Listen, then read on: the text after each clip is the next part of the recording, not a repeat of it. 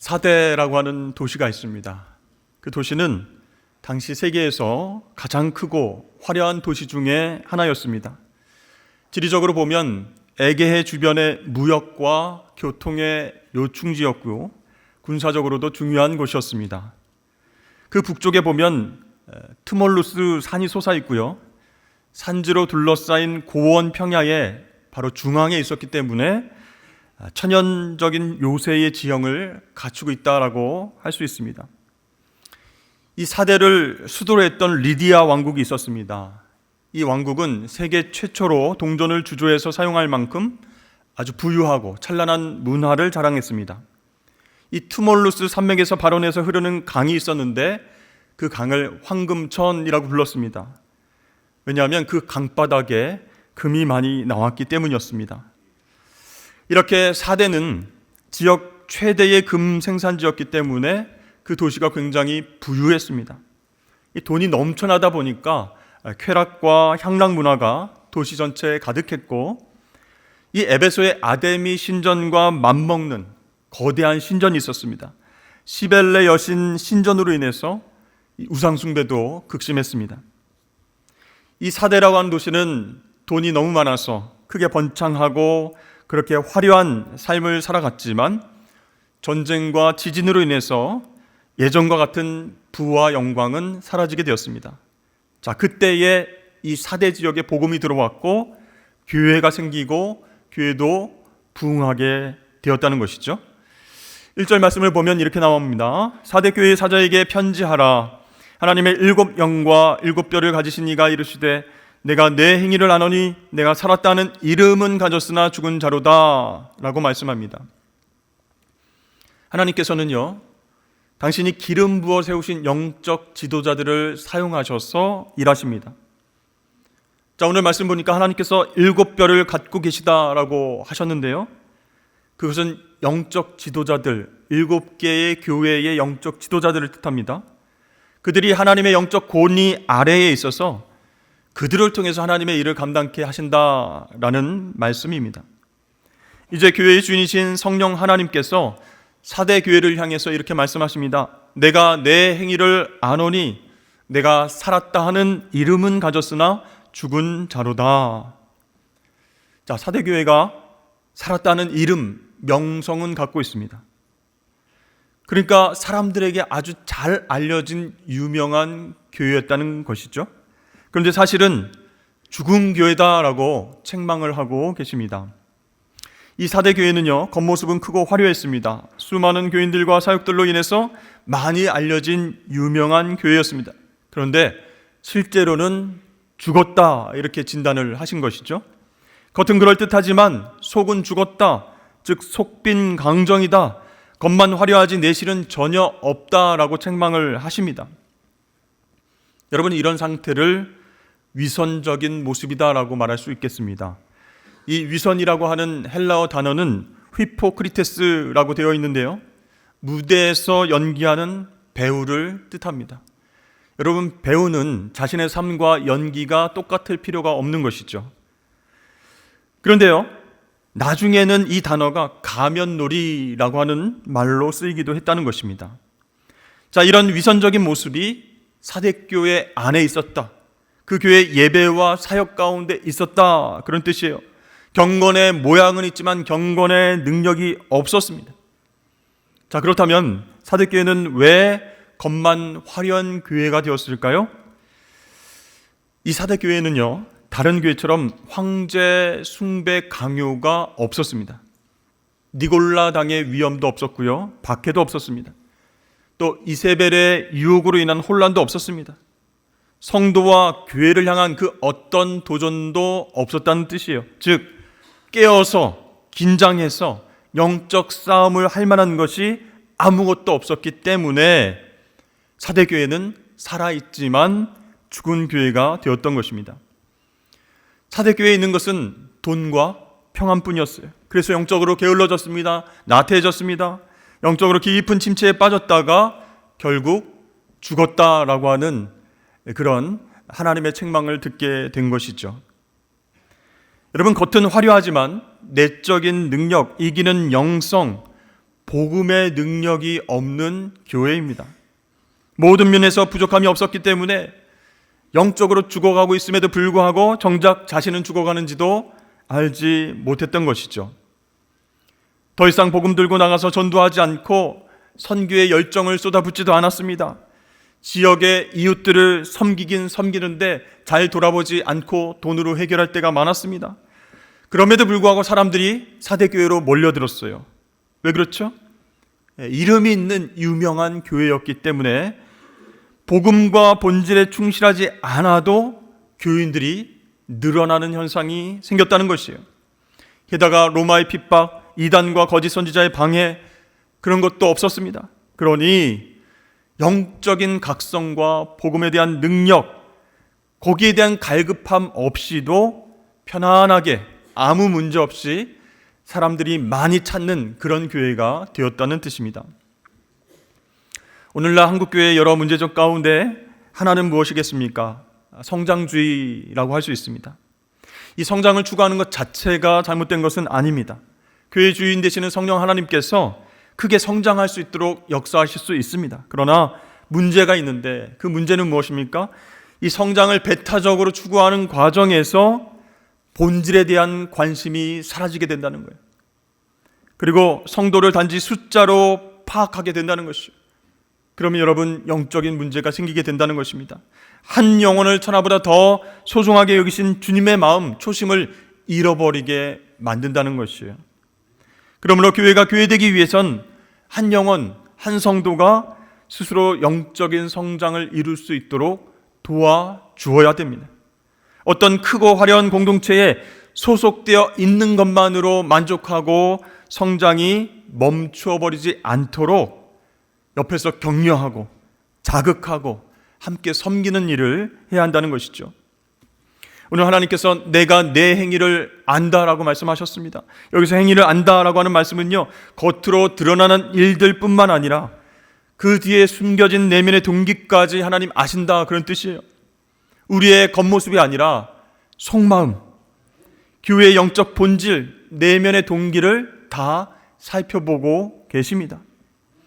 사대교회는요, 교회다움을 잃어버리고 영적인 무장을 하지 못했기 때문에 사실상 죽은 교회가 된 것입니다. 2절 말씀해 보시면 내 하나님 앞에 내 행위에 온전한 것을 찾지 못하였노니, 이렇게 나와 있죠. 여기에서 온전하다라고 하는 말은 원어로 플레로입니다. 잔이나 그릇 따위가 비어있는 모습을 뜻하는 단어예요. 즉 형태는 갖춰져 있는데 속이 텅 비었다, 그런 얘기예요. 사대교회는요, 형식은 다 갖추고 있었습니다. 돈이 많았습니다. 여유로웠습니다. 예배도 드리고 헌금도 기도도 열심히 했습니다. 그러나 성령의 눈으로 들여다보면 그 안이 텅 비었다는 거예요. 생명이 없다라는 거예요. 영적인 활기가 없습니다. 주님을 향한 열정도 찾아보기 어려웠다는 얘기입니다. 자, 온전하지 않다라고 하는 말은요, 미완성, 그런 뜻입니다. 자, 예를 들어서 우리가 산부 예배를 드리고 은혜를 받았다 생각하고 교회를 나서는데 하나님께서 잠깐만 이렇게 하시면서 그 예배가, 네가 드린 예배가 완성되지 않았다, 온전하지 않다라고 말씀하신다는 거예요. 하나님 앞에 헌금을 드렸는데요, 교만하고 차가운 마음으로 드리고 평소에 감사한 삶을 살지 못했기 때문에 하나님은요, 네가 드리는 그 헌금이 온전하지 않다라고 말씀하시는 거예요. 또 열심으로 찬양대와 교회학교를 긴 시간 동안 열심히 섬겼는데, 그래서 이만하면 상 받을 만하다 생각했는데 하나님이 보시기에 미완성이다 라고 말씀하신다는 거예요. 여러분 생각해 보십시오. 우리가 어떻게 완전하게 예배하고 완전하게 섬기고 봉사할 수 있겠습니까? 하나님께서 우리에게 원하시는 것은요, 완전함이 아니라는 거예요. 온전한 모습입니다. 겸손하고 신실한 마음으로 하나님 앞에 영과 진리로 예배를 드리고 작은 영혼도 정말 주님의 사랑으로 살피고 섬기고 도우는 그 일들을 통해서 최선을 다해야 된다. 완전하지 못하지만 온전한 모습으로 예배하고 섬겨야 된다, 그런 말씀입니다. 여러분, 오늘 하나님께서는 사대교회를 책망하시면서 끝나지 않았습니다. 하나님께서 처방을 내려주셨어요. 어떤 처방이라고 나와 있습니까? 2절 말씀에 너는 일깨어 그 남은 바 죽게 된 것을 굳건하게 하라 말씀하셨어요. 너는 일깨어 무슨 뜻입니까? Wake up, 일어나라, 깨어나라, 그런 뜻입니다. 자기의 만족과 평안의 잠에서 깨어나라, 정신 바짝 차리고 본질을 회복하고 열정을 다시 회복하라, 그런 뜻이에요. 여러분, 우리 주변엔 잠이 많으신 분들이 있습니다. 아침에 일어나는 거 굉장히 힘들어하세요. 그래서 특별 새벽 기도에 일주일 동안 출석했다라고 하는 것은 전무후무한 역사적인 일이다라고 스스로 기뻐하는 분들이 많이 있습니다. 여러분, 우리가 잠에서 깨어나서 일어나려면 뭔가 각성이 있어야 합니다. 환한 아침 햇살이 얼굴을 비추든가, 아니면 알람 소리나 큰 소리 때문에 일어나던가, 아니면 중요한 약속이 있으니까 내일은 꼭 일찍 일어나야지 하고 다짐하다가 그렇게 일어나던가, 어떤 각성을 일으키는 원인이 있어야 된다는 것이죠. 여러분, 오늘날은 영적 대각성이 필요한 때다라는 생각이 듭니다. 사실 영적 대각성이 있었던 과거의 시절이 있었습니다. 미국은 17세기에서 20세기에 걸쳐서 몇 번씩 미국 전역에서 대각성 운동의 불길이 그렇게 번져나갔습니다. 우리나라도요, 1907년 평양 대부흥 운동을 시작으로 전국 교회에 회개 운동이 들불처럼 퍼져나간 적이 있었습니다. 막 사람들이 예배 드릴 때에 가슴을 치고 회개하고 눈물을 흘리는 일이 일어났고요. 또 이웃들에게 빌린 돈을 갚지 않은 것이 있으면 바로 가서 돈을 갚고 용서를 구했습니다. 또 정말 저 사람 용서해야 되는데 라고 생각만 하다가 예배를 드릴 때에 뜨거운 마음이 생겨서 그 사람에게 가서 엎드려서 잘못을 빌기도 했습니다. 여러분, 이렇게 미국뿐만 아니라 우리나라뿐만 아니라 나라와 상황 달라도 이 대각성 운동을 통해서 공통적으로 나타나는 그런 현상이 있습니다. 무엇일까요? 바로 하나님에 대한 사랑과 은혜를 회복했다라는 것이에요. 하나님이 나를 어떻게 사랑하셔서 은혜를 주셨는가? 내가 어떻게 주님께 용서함을 받고 하나님 자녀가 되었는가? 그것을 기억하고 하나님 은혜와 사랑을 회복했다라는 것이에요. 그렇습니다. 오늘날 교회가 다시 깨어날 수 있는 방법이 있다면 첫 번째는 하나님께 받은 은혜와 사랑을 회복하는 것인 줄로 믿습니다. 3절에 보니까 내가 어떻게 받았으며 어떻게 들었는지 생각하라 라고 말씀하고 계시죠. 그러니까 사대교회가 처음에 어떻게 복음의 진리를 받아들이고 기뻐하고 회개하고 감격했는지 생각해봐라, 기억하라, 그런 뜻이에요. 근데 문제는 무엇입니까? 우리의 편안함, 우리의 영적 게으름 때문에 은혜 받은 것을 다 쏟아버리고 다 잊어버리고 다시 과거의 습관으로 돌아가는 것, 그것이 문제라는 거예요. 그래서 여러분, 우리에게는 하나님의 은혜가 매번 필요합니다. 매 주일만 주시는 은혜가 아니라 매일매일 하나님의 은혜가 필요함을 기억하시기를 바랍니다. 왜냐하면 이 하나님의 은혜는요, 죄로 돌아가려고 하는 우리를 잡아주는 버팀목이 되기 때문입니다. 어거스틴은 이런 얘기를 한 적이 있습니다. 인간의 죄를 nothing으로 돌아가려는 경향이다, 이렇게 말을 했습니다. 하나님이 우리 인생 가운데 부어주신 많은 것들이 있는데 죄라고 하는 것은 그것을 아무런 가치로 소중하게 생각하지 않고 다시 아무것도 없는 상태로 돌아가려고 하는 경향이 바로 죄다라는 거예요. 마치 고무줄을 잡아당기면 다시 그 상태로 돌아가려는 것과 같다는 거예요. 그래서 우리가 성령의 은혜를 부어주셔서 회개할 때가 있습니다. 하나님 앞에서 돌이킬 때가 있어요. 그랬다고 할지라도 여전히 우리 안에는 육신의 욕망이 살아있기 때문에 잠시만 방심하면 죄악으로 돌아가려고 한다는 거예요. 따라서 여러분, 은혜의 삶을 산다라고 하는 것은요, 팽팽한 영적 긴장감 속에 살아가야 된다라는 거예요. 그럼 너무 부담스럽지 않아요? 그게 아니라는 거예요. 이런 영적 긴장감이 팽팽하게 있을 때에 우리에게 찾아오는 평안함과 기쁨이 바로 은혜의 삶을 산다라고 말할 수 있는 부분이다라는 것이죠. 올해 우리 산성교회는 창립 74주년을 맞이했습니다. 우리 산성교회는요, 부산 통합 측의 많은 교회들 중에서 가장 크고 잘 알려진 유명한 교회입니다. 예배와 선교와 제자 훈련과 또 섬김으로 말미암아 하나님께서 복 주시고 성장하게 하신 건강한 교회죠. 그런데요, 우리 산성교회를 다니는 성도들이, 여러분들이 야, 우리 교회는 참 좋아, 너무 평안해, 문제가 없어 하면서 영적인 긴장감 없이, 그런 텐션 없이 생활한다면 우리 교회가 4대 교회처럼 살아있으나 그 속은 죽어있는 교회가 될 가능성이 있다라는 것이에요. 따라서 여러분, 우리 산성교회는요, 우리가 어떻게 어려움 속에서도 하나님의 은혜와 사랑을 받았는가, 어떻게 이 죄의 관성을 이겨냈는지 기억하고 생각해야 할 줄로 믿습니다. 그래서 매번 들은 복음인데, 매번 전도하라고 하는데, 매번 나와서 기도하자고 하는데 뭐 똑같은 것 아니겠어? 그게 아니라 영적인 긴장감을 가지고 다시금 복음을 듣고 기뻐하고 감격하고 찬양하면서 하나님 앞에 집중하는 이 영적인 야성이 회복되어야 할 줄로 여러분 믿으시길 바랍니다. 교회가 다시 깨어나는 방법 두 번째는요, 믿음의 사람들을 세우는 것입니다. 오늘 말씀을 보니까 너는 일깨어 그 남은 바 죽게 되는 것을 굳건하게 하라 말씀합니다. 그러니까 사대교회 안에는 아직도 좋은 것이 남아있다라고 말씀하시는 것이죠. 그것을 다시 살려서 다시 굳건하게 하라 명령하셨어요. 그럼 남은 바 죽게 된 건 무엇을 뜻하는 것일까요?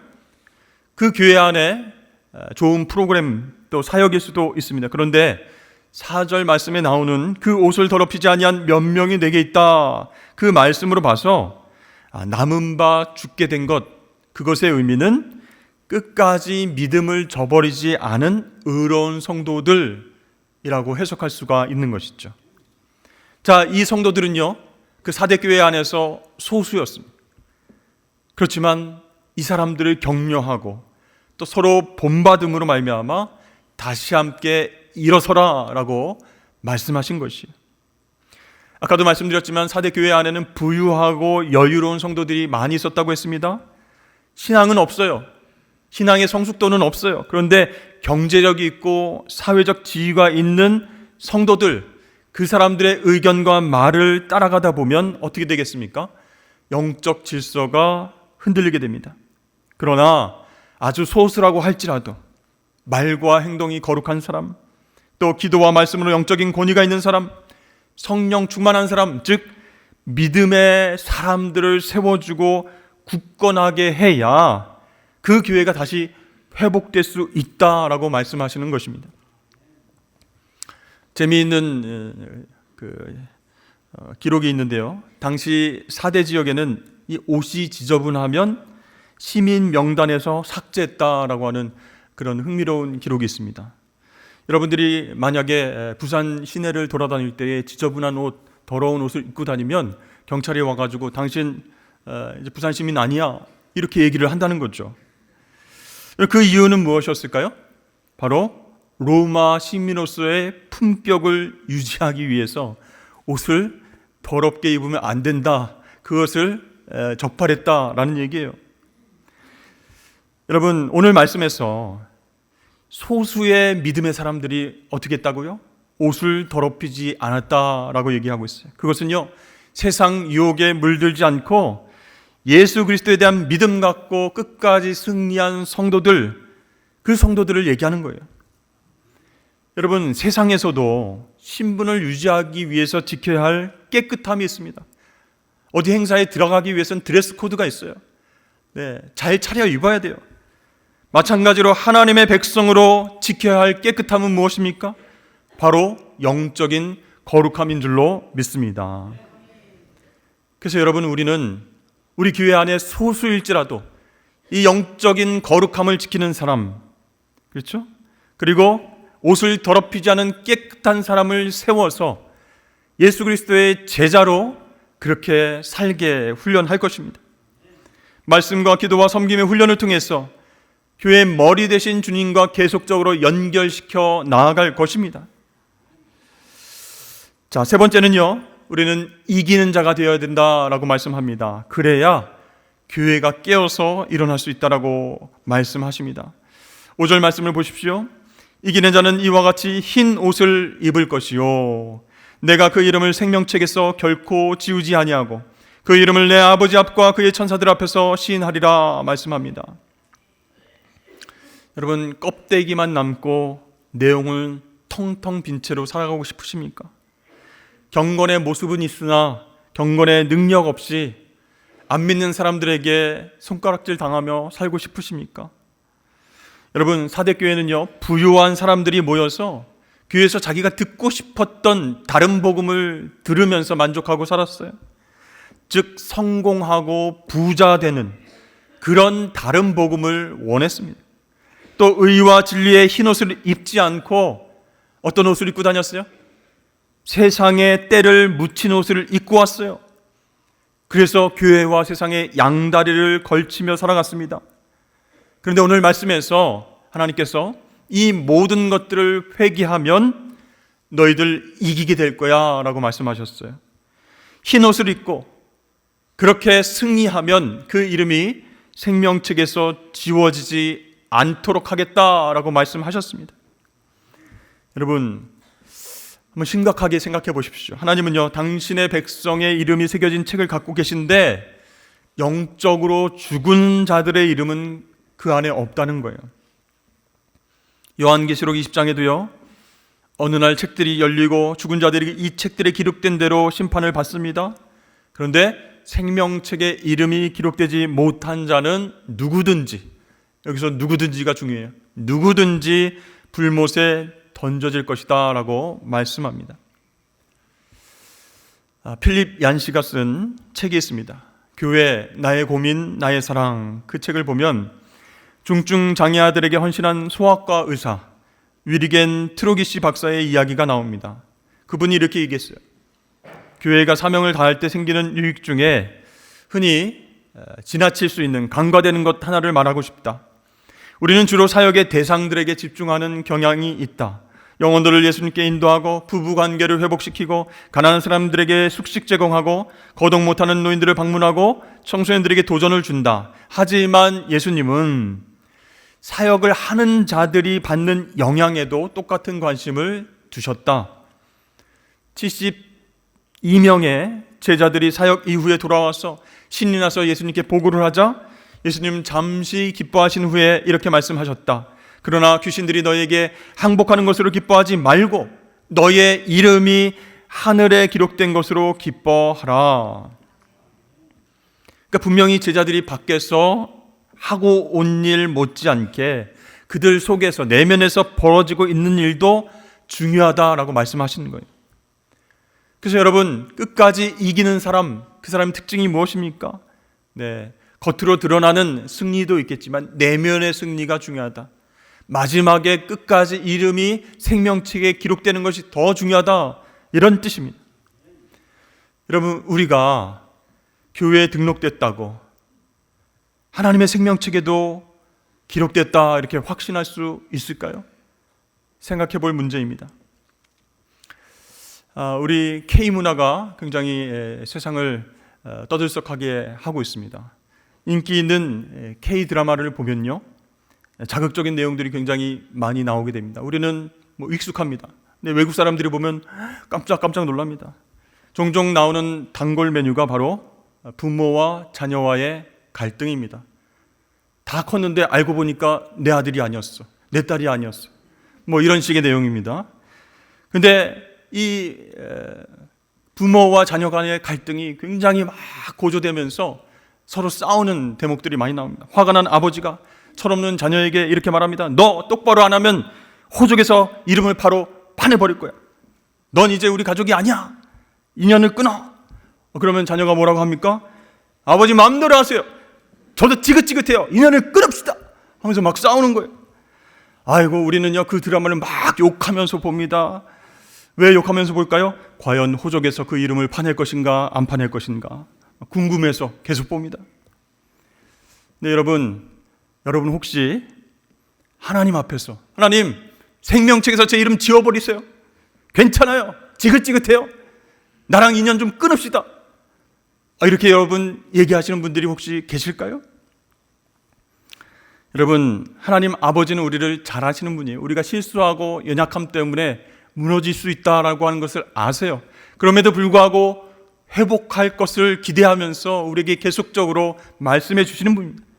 마지막 심판 날까지 깨끗함을 유지한 자녀를 원하고 계세요. 흰 옷을 입고 사명을 잘 감당하면서 그렇게 하나님께 영광 올려드리면 그 자녀를 인정하시고 마지막에 아버지와 그의 천사들 앞에서 시인한다라고 약속하셨습니다. 여러분, 하나님께서 그 수많은 사람들 중에 나를 기억하신다, 그리고 나를 칭찬하신다. 상상해 보십시오. 그런 영광이 또 어디에 있겠습니까? 사랑하는 성도 여러분, 우리는 사대교회처럼 살았으나 영적으로 죽어있는 상태가 되어서는 결코 안 될 것입니다. 지금 우리 현실이 막막하고 어려울지라도 우리는 혼자가 아님을 기억하시길 바랍니다. 매일매일 공급해 주시는 만나와 같은 하나님의 은혜가 있음을 믿고 일어서시길 축복합니다. 여러분, 하나님의 사랑과 은혜로 깨어나십시오. 영적으로 각성하십시오. 그래서 마지막 날 하나님 앞에 칭찬받을 수 있는 우리 산성교회 또 여러분 되실 수 있기를 주의 이름으로 축복합니다.